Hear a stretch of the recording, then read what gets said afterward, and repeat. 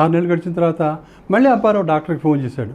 అప్పారావు ఏమో, డాక్టర్ గారు మా ఆవిడకి మళ్ళీ చాలా కడుపు నొప్పిగా ఉంది, చాలా ఇదిగా ఉంది, తట్టుకోలేకపోతుంది, నిల్చోలేకపోతుంది, కూర్చోలేకపోతుంది, పడుకోలేకపోతుంది, క్లినిక్కి తీసుకురండి ఒకసారి, అసలు ప్రాబ్లం ఏంటో నేను చూస్తాను, ఎగ్జామిన్ చేస్తాను ఆవిడని అంటే అప్పారావు ఏమో, ఎగ్జామినా?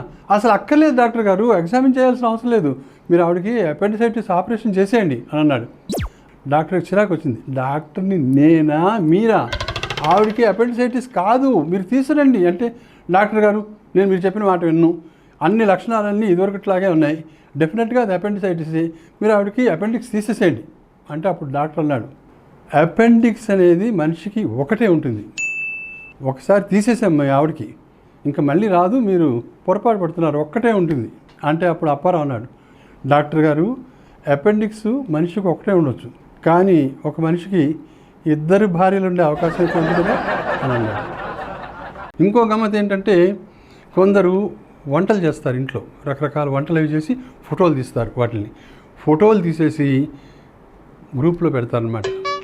పెట్టేసి ఇవాళ వంట అయిపోయింది, అన్ని వంటకాలు చాలా టేస్టీగా కుదిరాయి, భలే బాగున్నాయి, భలే యమ్మీ, చాలా బాగున్నాయి, మా ఆయన అయితే ప్లేట్ని ఇలా ఇలా లాకేసి అలా విసిరేసాడు అంతే అని మెసేజ్ పెడతారు.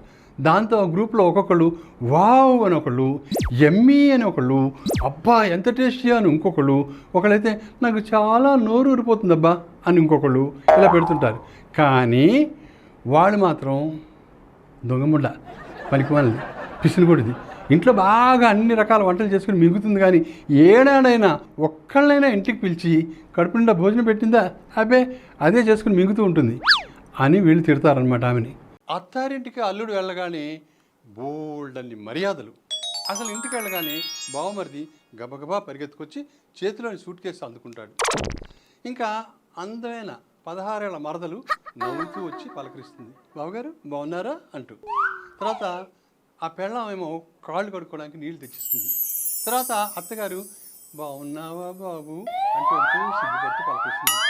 అసలు అత్తగారులు అల్లుడిని సిగ్గుపడుతూ ఎందుకు పలకరిస్తారో నాకైతే అర్థం కాదు, ఎవరికీ అర్థం కాదు ఆ విషయం. సరే, మామగారు కూడా బాగానే పలకరిస్తాడు. భోజనాల దగ్గర మాత్రం బోళ్ళని పిండి వంటలు, తర్వాత చికెన్లు, మటన్లు, బిర్యానీలు, అబ్బబ్బబ్బబ్బా విందు భోజనమే. అసలు అల్లుడికి ఇంత మర్యాదలు ఎందుకు చేస్తారో తెలుసా? ఈ విషయం మర్యాదలు చేయించుకునే అల్లుడికి కూడా తెలియదు.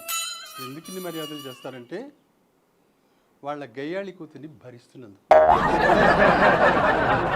మా తాతగారి పెళ్ళం వల్ల ఈ ప్రాబ్లమ్స్ అన్నీ, ఈ మధ్యన ఆయన పెళ్లి చేసుకున్నాడులే అంటే రాజుకి చిరాకు వచ్చేసింది. ఈ మధ్యన 130 సంవత్సరాల ఏజ్లో ఆయన మళ్ళీ పెళ్లి చేసుకున్నాడా, ఏం పీకుదామని అని అన్నాడు.